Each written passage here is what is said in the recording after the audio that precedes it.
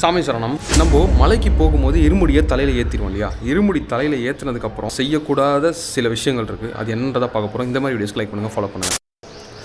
First of all, நம்ம இருமுடியை நம்ம என்னவா கருதுறோம் அப்படின்னா, ஐயப்பனே நம்ம மேலே இருக்கிறாரு அப்படின்றது தான் எல்லாருக்குமே தெரிஞ்ச விஷயம். நம்ம அந்த இருமுடியை எவ்வளோ புனிதமாக கருதுறதுனால தான் பார்த்தீங்கன்னா, அந்த இருமுடி எதுவும் ஆகக்கூடாதுன்றனால தான் ஒரு புது துணி ஒன்று வாங்கி அதுக்குள்ளே நம்ம இருமுடியை வச்சு நம்ம தலையில் வச்சுட்டு வரோம். ஓகே, அப்பேற்பட்ட இருமுடியை வச்சுக்கிட்டு நம்ம செய்யக்கூடாத விஷயங்கள் என்னென்ன தெரியுமா? நம்மளுக்கு தெரியாமலே சில விஷயம் நம்ம செஞ்சுருவோம். மோஸ்ட்லி நம்ம அதிகமான நேரம் பார்த்திங்கன்னா பெரிய பாதையில் தான் நம்ம கடப்போம். ஸோ அந்த நேரத்தில் பார்த்திங்கன்னா நம்ம சாமிங்க நானே நிறைய தடவை பார்த்துருக்கேன்.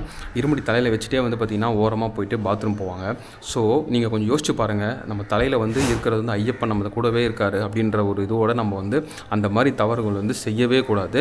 அதே போல் பார்த்திங்கன்னா நம்ம பார்த்திங்கன்னா பேசுகிற வார்த்தை பார்த்திங்கன்னா ரொம்ப பார்த்து பேசணும். ஏதாவது ஒரு மாலை போட்டால் நம்ம ரொம்ப கட்டுப்பாடாக இருக்கணும். ஒன்ஸ் அந்த 41 நாள் விரதம் முடிஞ்சோடனே நம்ம ஒரு கட்டுப்பாடு வந்துடுவோம். ஸோ அந்த கட்டுப்பாடு வந்ததுக்கப்புறம் நம்ம இருமுடியை தலையில் ஏற்றினதுக்கப்புறமும் நம்ம எவ்வளோ கேர்ஃபுல்லாக இருக்கணுன்றது தெரிஞ்சுக்கோங்க.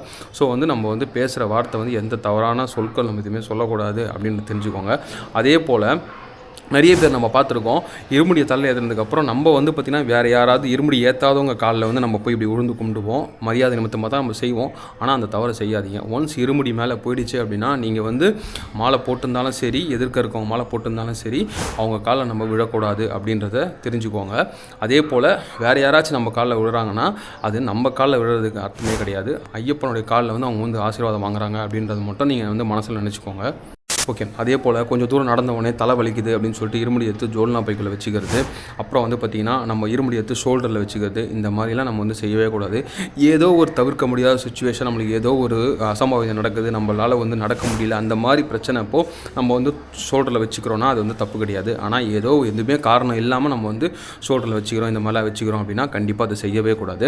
அதே போல் நீங்கள் ஒரு கன்னிசாமியாக இருக்கீங்க அப்படின்னா பார்த்திங்கன்னா இருமுடியை நீங்கள் எடுத்து நீங்களே இறக்கி நீங்களே ஏற்றுறது அட்வைசபிள் கிடையாது. ஏன்னா அவங்களுக்கு அந்த அனுபவம் இருக்காது. அப்படின்றதுனால பார்த்திங்கன்னா உங்களோட சீனியர் ஒரு 3 வருஷம் 4 வருஷத்துக்கு மேலே போயிருக்காங்க அப்படின்னா அவங்களுக்கு ஒரு பக்குவம் இருக்கும். அப்படின்ற ஒரு காரணத்தினால பார்த்திங்கன்னா, இல்லை குருசுவாமி இருந்தாங்கன்னா, மெயினாக குருசுவாமி அவங்க இருந்தாங்கன்னா அவங்க கையால் நீங்கள் இருமுடி இறக்குறது, இப்போ சாப்பிடும் போதோ இல்லை உட்காரும் போதோ பார்த்திங்கன்னா இருமுடி இறக்குறாங்க அப்படின்னா உங்களோட பெரிய குருசுவாமி இருந்தாங்கன்னா அவங்க கையால் இறக்கி வச்சுட்டிங்கன்னா நல்லதாக இருக்கும்.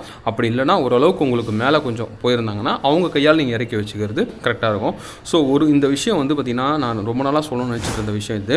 ஏன்னா இருமுடியை வச்சுட்டு ரொம்ப கேர்லெஸ்ஸாக நம்ம ஹேண்டில் பண்ணிட்டு இருக்கோம். நான் நிறைய பேர் பார்த்துருக்கேன். ஸோ அதனால தான் இந்த தகவல் சொல்லணும்னு நினச்சேன். இந்த தகவல் நம்ம புதுசாக தெரிஞ்சிருக்கணும். லைக் பண்ணுங்கள், ஃபாலோ பண்ணுங்கள். சாமி சரணம்.